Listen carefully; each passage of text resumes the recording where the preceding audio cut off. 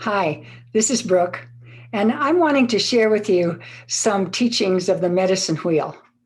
What I'm going to offer is simple, and yet I believe it's profound because all cultures have a sense of wholeness and holiness.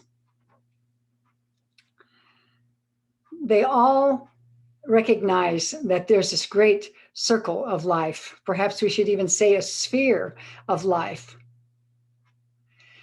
And yet, it's difficult for our human mind to perceive of the wholeness of that. It's just really way beyond our capacity in some ways. So, what I think is that cultures have created ways to help us honor that profound truth, but in a way that we can grasp it more fully.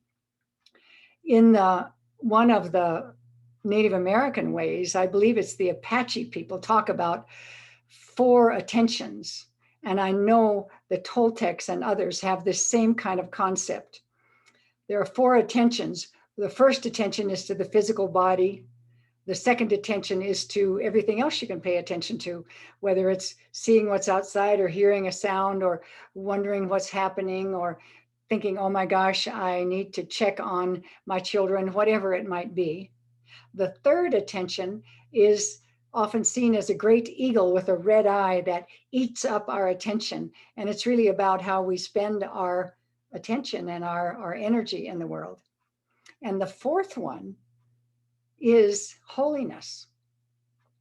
The fourth attention is about that great wholeness. And we're being asked to put a part of our attention on that at all times so that we're walking in a sacred manner. So that oneness and connection is really important to recognize and honor. You know, in our earth family, we're realizing that we rise or fall together. And it's really the same with the whole family of life. And so to honor and recognize it is really important. And the recognizing of the wheel of life, the four directions, or the seven directions, as I may share with you, is often used at the beginning of ceremonies. It's a wonderful way to put ourselves in place, to ground ourselves, and to stand very powerfully and move forward from there. So it kind of makes logical sense to start in the East. The East is morning, it's dawning. It's the morning star, Venus. Dawn, the light arising. And so it's the light arising, coming into the light. It's the time when things come into the light. For instance, a sprout, up it comes. Or a child is birthed into the light of day in the East, in the dawning time. So springtime, dawn, birthing, newness.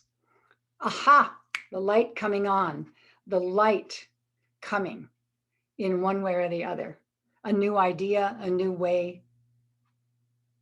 So the East is very powerful for us to really recognize that beginning. And in the way that I work with, I call that the little masculine.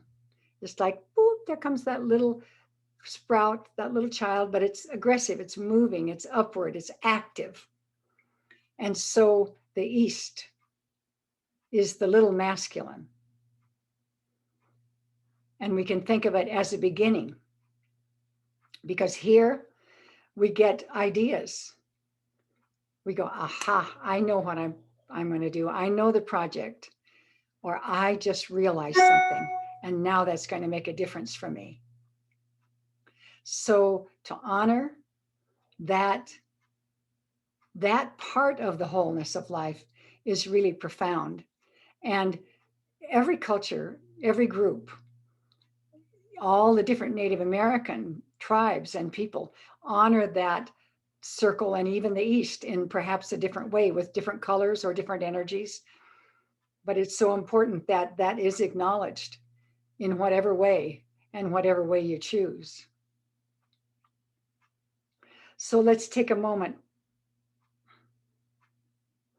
Grandfathers, grandmothers of the East, thank you so much for this day that begins early with that dawning star, Venus. The eagle is seen flying into the east, picking up the dawning light and love and carrying it across the sky. And so we give thanks for eagle and that beauty. We give thanks for light and newness, for birthing, for children, for growing, for the magic of sprouting and things coming new into our lives. So we're giving honor to that. We're remembering it. We're inviting it consciously into our lives and saying, Aho, thank you. Thank you, my relatives. Thank you, grandfathers, grandmothers. Thank you for the blessing of the East.